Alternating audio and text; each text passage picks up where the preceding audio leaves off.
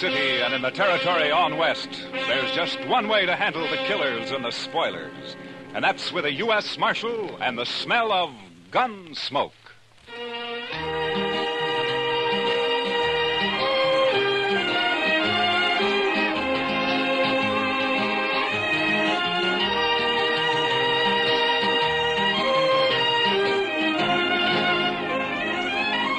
Gunsmoke, starring William Conrad.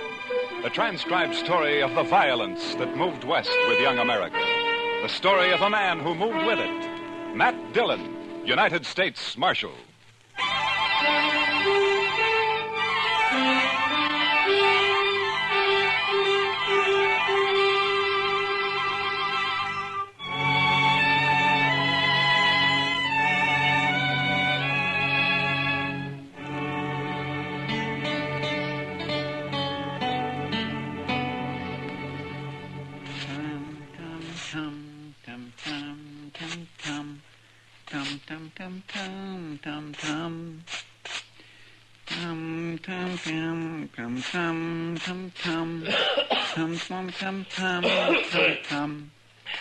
Chester, do you have to do that? You're just stirring up a lot of dust. Well, cleanliness is next to godliness, Mr. Dillon. Yeah, I know, Chester, but all you're doing is getting it off the floor into the air. Man can hardly breathe in here.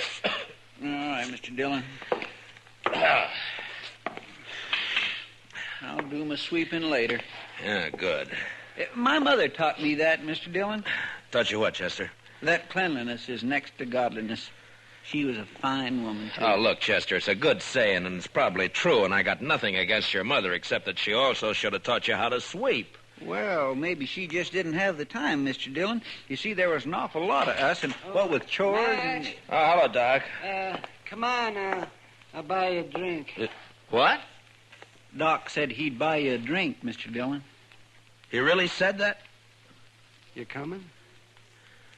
Doc, you got to quit throwing your money around the way you do. Maybe you don't need a drink. No, wait a minute, Doc. I'm with you.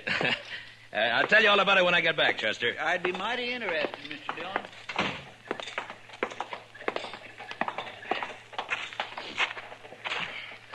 Oh, sure be glad when it gets winter again.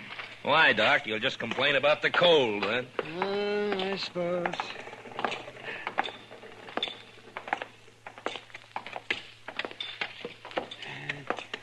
You go sit with Kitty, Matt. I'll bring a bottle of Irish over. Okay, Doc.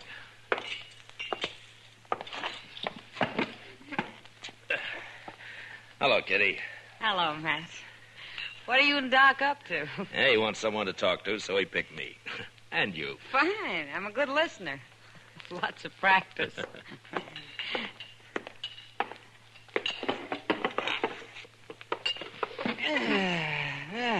Nice. You like Jameson's, don't you, Kitty? Sure, Doc.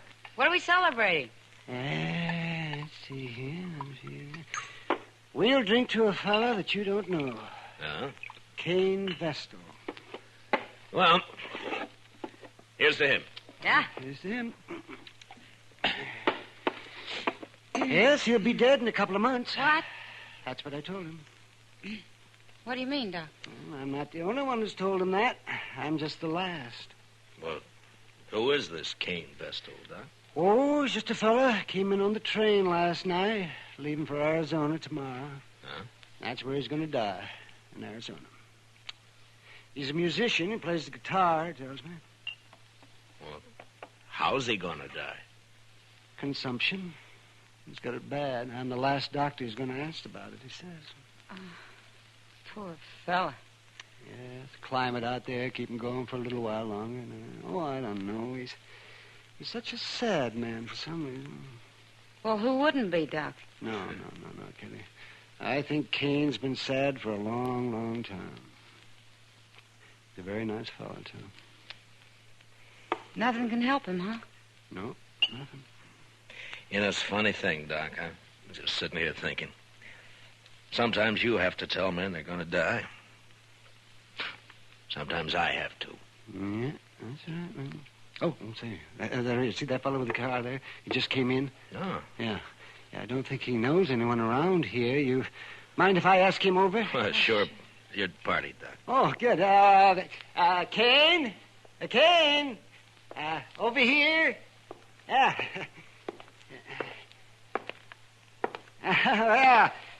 Sit down. Sit down. Cain, this is Kitty. Hello, Miss Cain. Kitty. This is Marshal Dillon. Hello, Marshal. Pleasure to meet you. Just a minute, yeah. There we are. Have a drink. Well, thank you, Doc. This your first trip west, Cain? Yes, Marshal, it is. Well, where are you from? Why, no place in particular, Miss Kitty. I seem to spend most of my life on the Mississippi River. I thought you were a musician. I am. I was hired to ride the river boats and play my guitar for the passengers. Oh. Well, at least you've had a constant change of scenery. After 20 years of going up and down that river, it got pretty familiar, Marshal. Well, Cain, I knew a young fella back in St. Louis before the war, and he was learning to be a river pilot. Say, I wonder if you ever ran into him. Name of Clemens, Sam Clevens? No, Doc, I don't believe I did. Oh, he was a very amusing fella. He was just chock full of stories. You leaving Dodge tomorrow, Cain? I'm headed for Arizona, Miss Kitty. No reflection on Dodge, though. If you hit a place out there called Tombstone, I wish you'd look up Virgil Earp for me. Tell him I sent you, huh? Thanks, Marshal. I'll do that. Say, Cain, I wonder, could I ask you a favor? Why, certainly, Miss Kitty. Anything at all. Well, would you play something for us? I had an idea that's what it'd be. Anything in particular? Oh, play something you like, Cain. Another girl I knew used to like this one.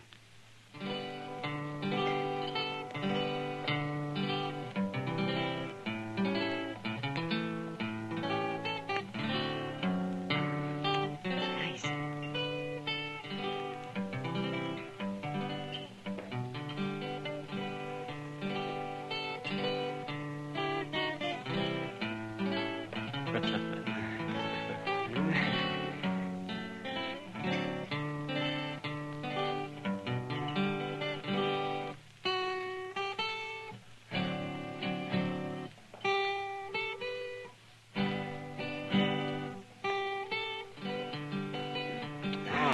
Sure, pretty.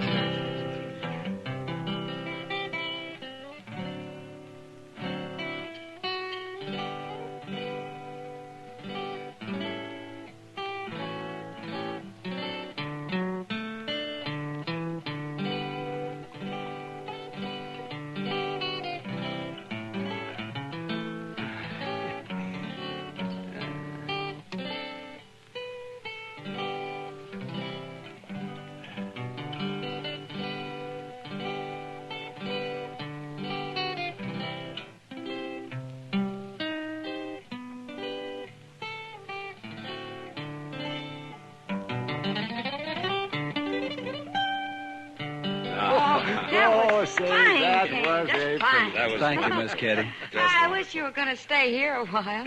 Maybe you could teach me to play like that, huh? It'd be a pleasure, Miss Kitty.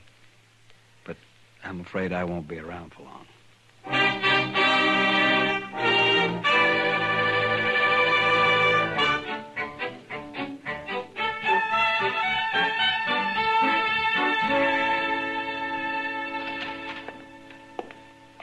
Morning, Mr. Dillon. It's noon, Chester. Yes, sir, I know, but you went off with Doc yesterday, so I figured I had a little time coming today. Well, that depends on how you spent it. Now, if you've been gambling, I am... Now, Mr. Dillon, you know I never gamble. No, sirree. I was out helping a fellow learn to shoot a 6-gun, that's all. Now? You mean there's a man in Dodge who doesn't know how? This fellow don't. Never had one in his hand before. He's a musician. What? Plays the guitar, he told me. You mean Cain? Cain Vestal? Yes, sir, that's his name. Nice a fellow as you'd ever want to meet. Yeah. But he was supposed to leave on the stage this morning. And what's he done with his 6-gun anyway? Well, I don't know, Mr. Dillon. He just come by here early this morning and asked me if I'd teach him. Now, where'd he get the gun? Said he just bought it. Anything wrong, Mr. Dillon? No. It just doesn't add up somehow, that's all. Oh, well, he won't cause any trouble. He's not the sort. You never know, Chester. No, sir. And my Kitty looks pretty this morning. She's got a yellow parasol, Mr. Dillon. Kitty? Oh, I think I'll go see her for a minute. I'll be right back, Chester. Yes, sir, Mr. Dillon.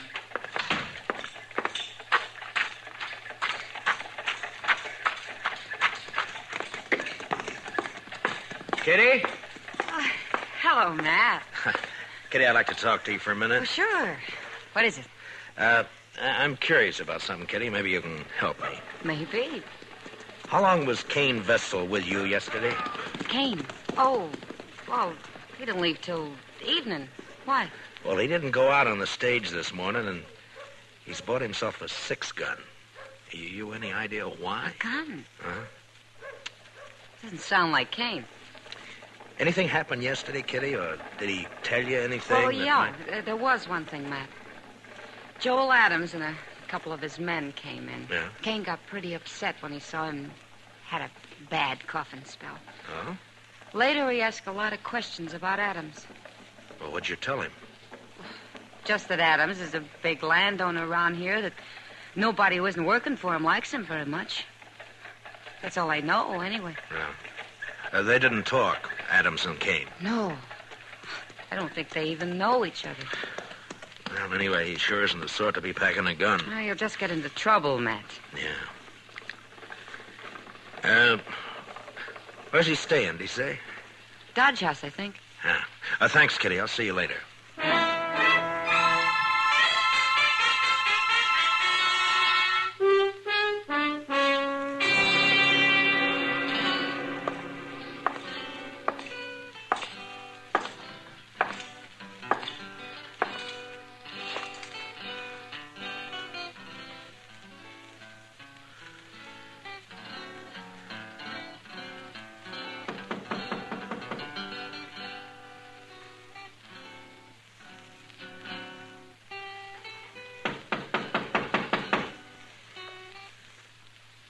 Come in.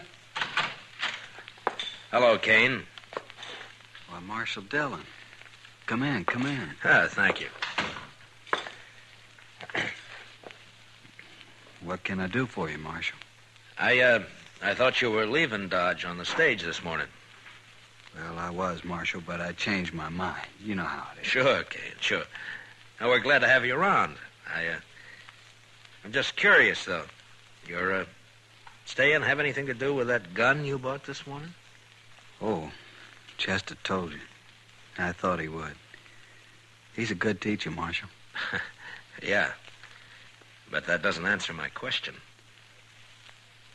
Do I have to answer it? I'm just trying to help you, that's all.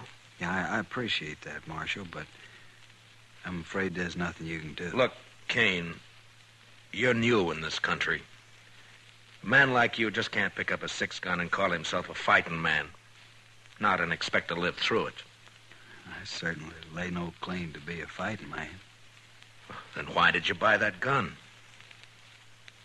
There's no law out here against a man having a gun, is there, Marshal? No. But any man who carries one is expected to use it when the time comes. You'd be a lot safer without one. Being safe doesn't mean a whole lot to me, Marshal. Not now. Yeah, I know. Doc told me. What's it all about? It's a long story. And an old one, I suppose. I'd really rather not talk about it. I can't force you to. But tell me this. Does it have anything to do with Joel Adams? Yes, it does, Marshal. I'm going to kill him. When? I don't know. Anytime. Well, why? That's the long story I mentioned. All right, Cain. But if you try to face him, he'll kill you before you got that gun halfway out of your belt. And if you shoot him any other way, you'll hang for it. You've forgotten something, Marshal. What? No matter what I do, I'm going to die soon anyway. A month or two isn't going to make any difference. You hate Adams that much? I wouldn't kill a man I didn't hate, would I? I didn't think you were the sort of man who'd kill anyone. Only Joel Adams, Marshal. Then I gotta warn him about you. Well, I understand, Marshal. It's all right. He doesn't know me anyway. Never even saw me before. But you want to kill him. Yes, sir. Well, I'll take your gun away from you, but you'll just find another one. And I can't arrest you unless I catch you trying to bushwhack him. I'm sorry for the trouble I'm causing you, Marshal. You know, I've never had to deal with a man like you before, Cain. Maybe I ought to just tie you up and throw you on that stage. You could. But I'd just come right back. Yeah, I guess you would. I'm sorry this has to happen here in Dodge, Marshal. Then why don't you leave? I guess I hate Joel Adams too much. All right, Cain, I'm through trying to convince you. So long. Goodbye, Marshal.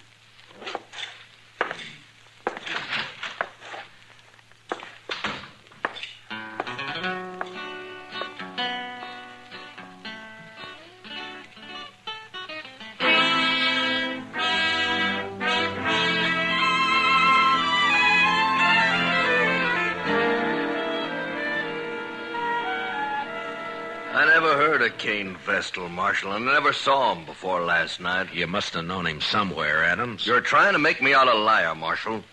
I'm trying to save Cain's life and yours, maybe. Oh, he ain't gonna shoot me. I'll kill him first time he looks sidewise. Maybe you won't see him. Oh, shoot me in the back, eh? Well, in that case, In that case, what? why, nothing, Dillon, nothing. Forget it. If Cain's shot in the back, you'll be the first man I take in, Adams. I don't even know him. Why should I shoot him? I'm only warning you. Well, just leave me be, Marshal. I can take care of myself. See that you do, Adams, and only yourself. Why, sure, Marshal. Only I don't much like the idea of some stranger gunning for me.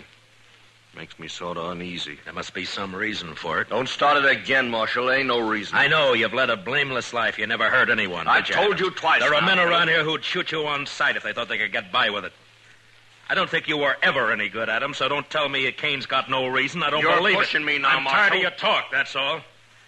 Maybe it's true you don't know him, but he sure knows something about you. Well, then he'll wish you didn't. That's all I got to say. Well, just keep out of his way. Give it a little time, and maybe there won't be any killing at all. Why, sure. All the time in the world. All right, Adams. I've done all I can. Just don't worry about me. I'm not. Then goodbye, Marshal. Goodbye.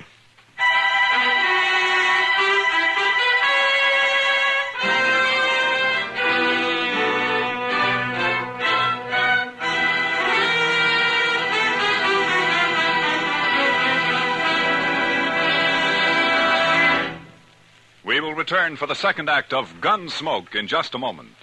But first, back tomorrow night. Pull up your chair, or better still, roll back your rug. It's the Vaughn Monroe Show returning to the Star's Address. Listen for Vaughn, the Moon Maids, the Moon Men, in their wonderful way with popular music and songs. Once again at their old familiar Saturday night time on CBS Radio. Remember, they're coming back tomorrow night. You and the whole family are invited to this season's scintillating premiere of the Vaughn Monroe Show on most of these same stations. Now, the second act of Gunsmoke.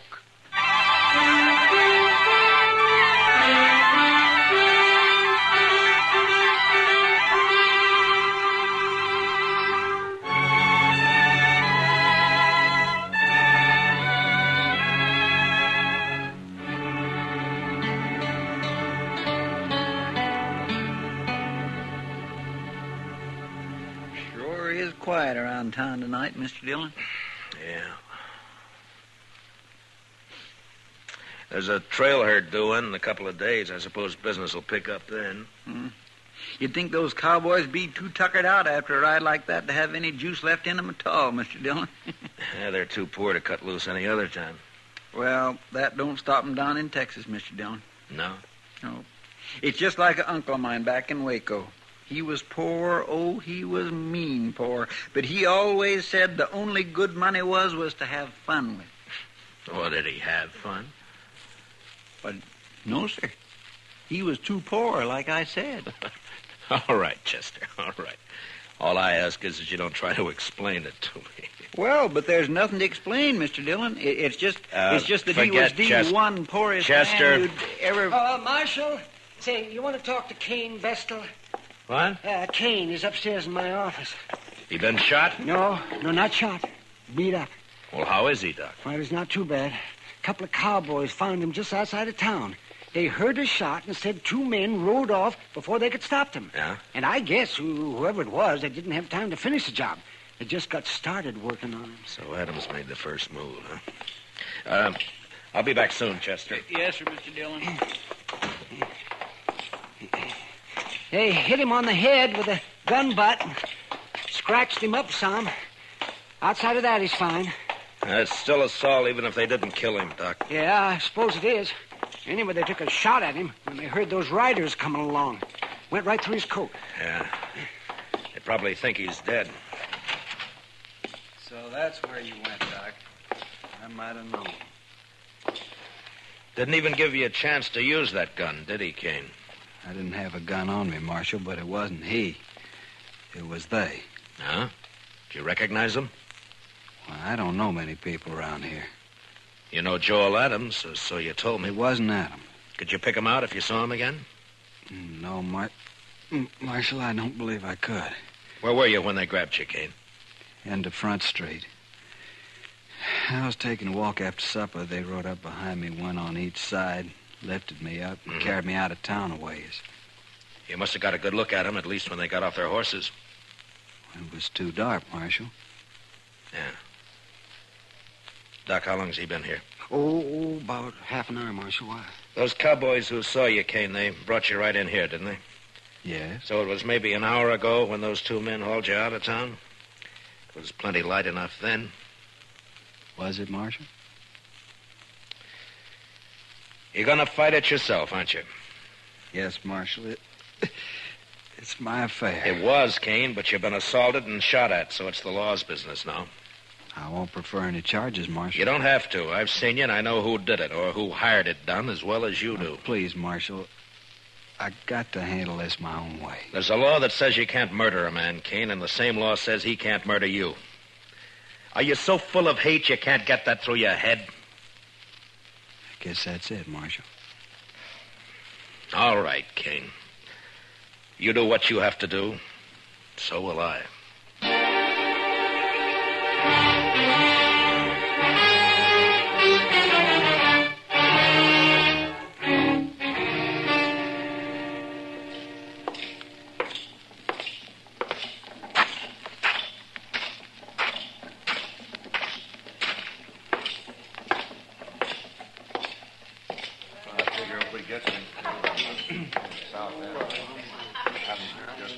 Hello, Adams. I've been looking for you. That's late, Dillon. Can't you see me tomorrow? It's not even midnight. That's early for you. You see how this marshal's always trying to get me on the prod, boys? These boys of yours play pretty rough themselves, Adams. Meaning? Didn't they tell you? Tell me what? What they did to Cain Vestal? They did not kill Cain Vestal, and you can't prove it. No, Adams, I can't. Cain isn't even dead. What? You know, I'm curious, Adams. Why'd you think he might be? Why, somebody said he got himself hurt. Joel Adams. You arranged this, Marshal. You know I didn't. Who is he? What does he want? Hello, Joel Adams. Don't strain yourself so you don't know me. Who are you? Cain Vestal. But my name doesn't matter. What are you haunting me for? I never saw you before in my life. That's true. You didn't. But we had a friend in common once. A friend? Who? Julie Travis. What about Julie?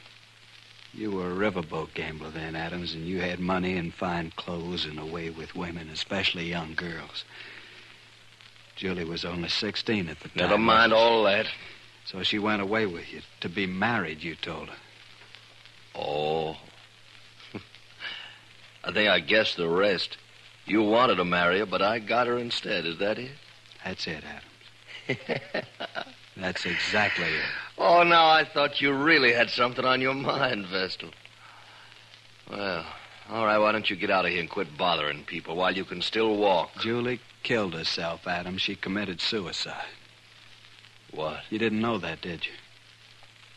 Well, it's got nothing to do with me. Because you never married her after all. It was just a year after you abandoned her in New Orleans. I think it has a lot to do with you, Joel Adams. What are your plans, mister? I see you got a gun in your belt. Gonna kill you. Oh, so? When? Now. Right now. All right, Vestal, draw. Leave the gun where it is, Cain. One thing I always promised myself, Adams. Someday I'd spit in your face. Why, you...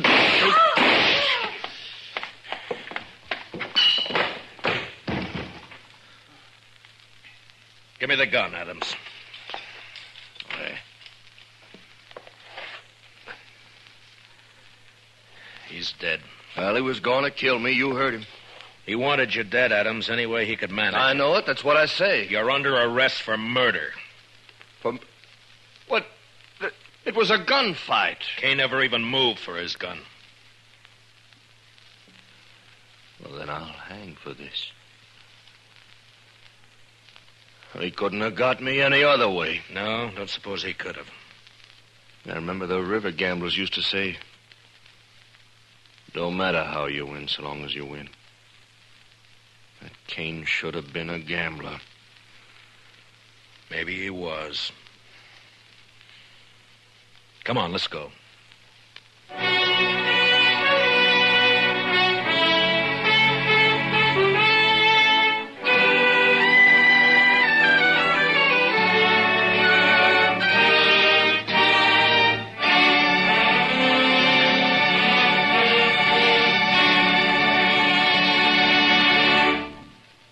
Gunsmoke, transcribed under the direction of Norman Macdonald, stars William Conrad as Matt Dillon, U.S. Marshal. Tonight's story was especially written for Gunsmoke by John Meston, with music composed and conducted by Rex Corey. Featured in the cast were Harry Bartell with Georgia Ellis and Larry Dobkin. Parley Bayer is Chester, Howard McNear is Doc. Clancy Cassell speaking. Join us again next week as Matt Dillon, U.S. Marshal, fights to bring law and order out of the wild violence of the West in Gunsmoke.